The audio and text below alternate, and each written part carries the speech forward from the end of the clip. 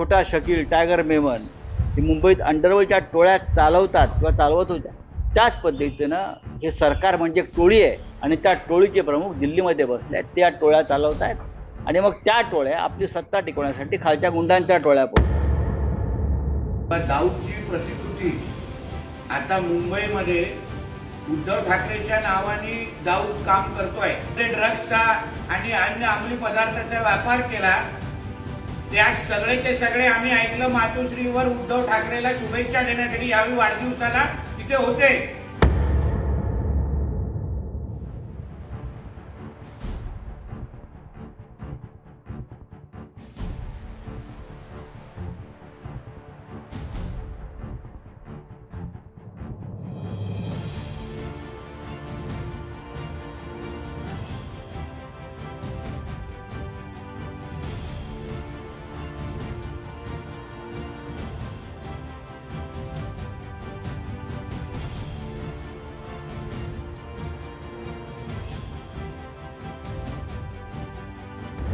बघा, हे दोन्ही जे लोक आहेत हे आपापल्या पक्षाचं नेतृत्व करतात.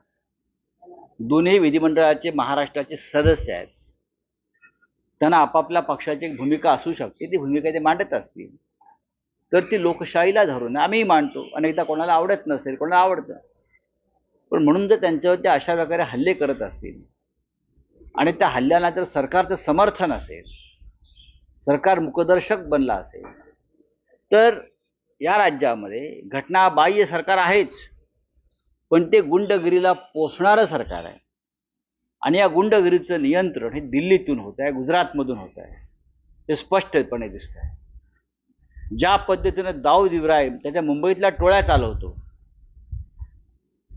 किंवा छोटा शकील, टायगर मेमन हे मुंबईत अंडरवर्ल्डच्या टोळ्या चालवतात किंवा चालवत होत्या, त्याच पद्धतीनं हे सरकार म्हणजे एक टोळी आहे सध्याचं आणि त्या टोळीचे प्रमुख दिल्लीमध्ये बसले आहेत. त्या टोळ्या चालवत आहेत आणि मग त्या टोळ्या आपली सत्ता टिकवण्यासाठी खालच्या गुंडांच्या टोळ्या पोहोचत आहेत. मग आमदारांवर हल्ले, खासदारांवर हल्ले, लूटपाट, मर्डर, खून सगळं काही चालू आहे.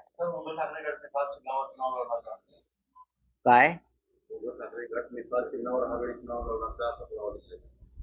काय परत सांगा. मशाल उद्धव ठाकरे गट नाही, शिवसेना उद्धव ठाकरे यांच्या नेतृत्वाखालची बाळासाहेब ठाकरे यांची शिवसेना ही मशाल चिन्हावरच महाराष्ट्राच्या आणि देशातल्या सर्व निवडणुका लढेल. या मशाल चिन्हानंच या महाराष्ट्रात भारतीय जनता पक्षाच्या खुर्चीला आग लावली लोकसभेत. या मशाल चिन्हानंच सगळ्यांचा पराभव केला.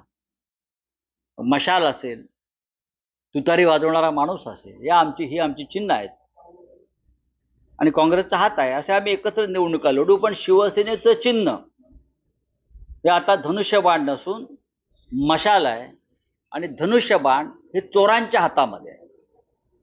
धनुष्यबाण हे चोरांच्या हातामध्ये आहे. त्यांनी लोकसभेत काही चोऱ्या केल्या धनुष्यबाणाच्या नावावरती, पण विधानसभेला ते जमणार नाही.